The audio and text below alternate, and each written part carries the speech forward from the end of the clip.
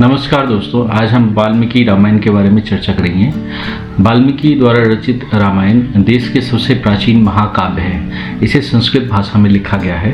कालांतर में रामायण को सामान्य लोगों के लिए सरल बनाने हेतु कई कवियों और लेखकों के द्वारा विभिन्न भाषाओं में इसकी कथा को लिखा गया है, जैसे तुलसीदास द्वारा रचित रामचरितमानस और कंबर द्वारा रचित कंब रामायण आदि। रामायण बुराई पर अच्छाई की जीत की कहानी है, जिसमें श्री राम ने अपनी पत्नी सीता की रक्षा के लिए अहंकारी राक्षस राज रावण को मारा था। इस महाकाव्य में हिंदू संस्कृति से संबंधित बहुत से उपदेश निहित हैं और यह हमें कर्तव्य, प्रेम, निष्ठा, साहस और पराक्रम का सही मतलब समझाता है। एक बार की बात है, जिज्ञासु हनुमान जी ने सीता माता को सिंदूर लगाते हुए देखा तो वे आश्चर्यचकित रह गए। हनुमान जी ने सीता माता से पूछा कि आप यह सिंदूर अपने माथे पर क्यों लगाती हैं। उनकी इस जिज्ञासा से खुश होते हुए सीता माता ने जवाब दिया कि वे यह सिंदूर भगवान श्री राम की लंबी आयु के लिए लगाती है। यह सुनने के बाद हनुमान जी ने भी अपने पूरे शरीर पर सिंदूर लिप्त कर लिया। हनुमान जी को देखकर श्री राम जोर से हंसने लगे। उन्होंने हनुमान जी को पास बुलाया और कहा, मैं आपके प्रेम और भक्ति से प्रसन्न हूँ। अब से लोग आपको बजरंग बली के नाम से बुलाएंगे। बजरंग बली में बजरंग का अर्थ है नारंगी। चारों भाइयों के अलावा श्री राम की एक बहन भी थी। इस बारे में बहुत कम लोग जानते हैं और यह भी माना जाता है कि राजा दशरथ के चारों बेटों को शांता के बारे में नहीं बताया गया था। शांता राजा दशरथ और रानी कौशल्या की सबसे बड़ी बेटी थी। रानी कौशल्या की एक बड़ी बहन थी जिनका नाम वर्षणी था।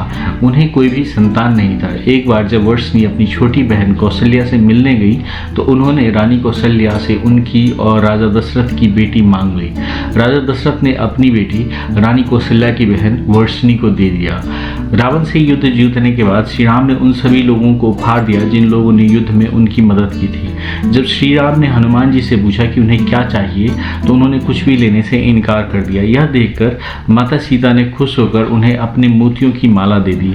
हनुमान जी ने वह उपहार स्वीकार किया और दरबार के कोने में बैठकर वे माला के हर एक मोती को अपने दांतों से तोड़ने लगे। आश्चर्यचकित होकर माता सीता ने पूछा कि वो ऐसा क्यों कर रहे हैं। तब हनुमान जी ने जवाब दिया कि वे मोतियों में श्री राम को खोज रहे हैं, किंतु अब तक ढूंढ नहीं पाए हैं। सभा में बैठे सभी लोग हनुमान जी की भक्ति पर जोर से हंस पड़े और उनमें से एक ने पूछा, हनुमत, यदि आपके शरीर में भी श्री राम जी वास करते हैं तो? जवाब में हनुमान जी ने जय श्री राम का नारा लगाते हुए, जय श्री राम कहते हुए अपने हाथों से सीना चीर दिया और उनके हृदय में सिया राम की तस्वीर देखी। वहां पर बैठा हर एक व्यक्ति हनुमान जी की भक्ति पर आश्चर्यचकित था। एक और महत्वपूर्ण कथा आती है। जब रावण सीता का अपहरण करके उन्हें लंका ले गया तब उन्हें वापस लाने के लिए श्री राम को बहुत बड़ा समुद्र पार करना था।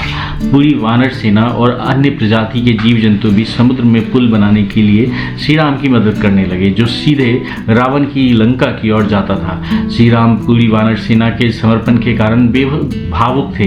तभी उन्होंने देखा कि एक छोटी सी गिलहरी भी उस बड़े से पुल को बनाने में सेना की मदद कर रही है। वह एक छोटा सा पत्थर अपने मुंह से उठाती और बड़े बड़े पत्थरों के पास जाकर रख देती थी। उस गिलहरी का मनोबल तब टूट गया जब एक वानर ने उसका मजाक बनाया और मजाक उड़ाते हुए कहा कि छोटी सी गिलहरी को पत्थरों से दूर रहना चाहिए, नहीं तो इतने बड़े पत्थरों के नीचे आकर वह दब जाएगी। उस बंदर को हंसता देख बाकी के पशु पक्षी भी उस पर हंस पड़े और उसका मजाक उड़ाने लगे। ऐसा सुनकर उस नन्ही सी गिलहरी को बहुत बुरा लगा और वह रोने लगी। वह रोते हुए श्री राम के पास गई और श्री राम के पास पहुंचकर उसने पूरे किस्से के बारे में उन्हें बताया। तब श्री राम ने सबको एकत्र किया और दिखाया कि उस गिलहरी द्वारा फेंके हुए छोटे छोटे पत्थर कैसे दो बड़े पत्थरों को जोड़ रहे हैं। और उन्होंने यह भी कहा कि कोई भी योगदान छोटा या बड़ा हो, यह जरूरी नहीं, सबसे जरूरी है समर्पण और समर्पण। गिलहरी की मेहनत और लगन को सराहते हुए श्री राम ने उसकी पीठ पर प्यार से अपनी उंगलियां सहलाई। उनके प्यार भरे स्पर्श ने उस गिलहरी के पीठ पर 3 लकीरें खींच दी।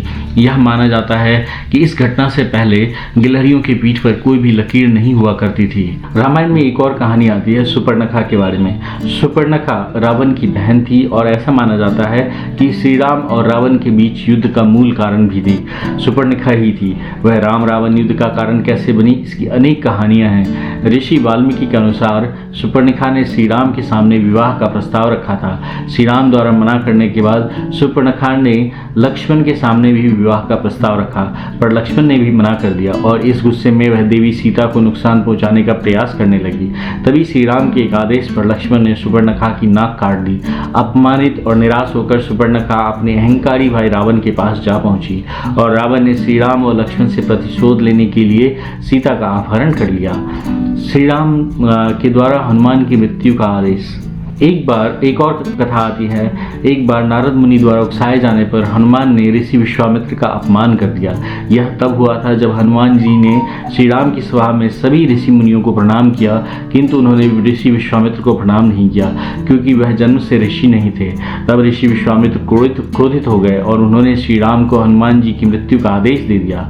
हनुमान जी को मृत्युदंड मिल चुका था, किंतु कोई भी तीर, यहाँ तक कि ब्रह्मास्त्र भी उनका कुछ न बिगाड़ सका क्योंकि उस समय वे श्री राम के नाम का जाप कर रहे थे। एक और कथा आती है। एक बार भगवान ब्रह्मा ने रावण, विभीषण व कुंभकर्ण तीनों भाइयों से कोई भी वर मांगने को कहा, किंतु इंद्र कुंभकर्ण के इरादों को जानते थे, इसलिए उन्होंने माता सरस्वती से विनती की और कुंभकर्ण के मन की इच्छा को बदल देने के लिए कहा। इसी कारण कुंभकर्ण ने भगवान ब्रह्मा से इंद्रासन की जगह निंद्रासन की मांग की।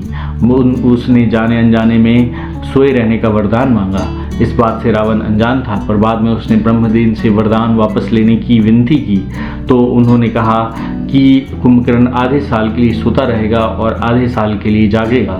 श्री राम से युद्ध आरंभ होने के पहले कुंभकर्ण सोया हुआ था और उसे कई प्रयासों के बाद युद्ध के लिए जगाया गया था।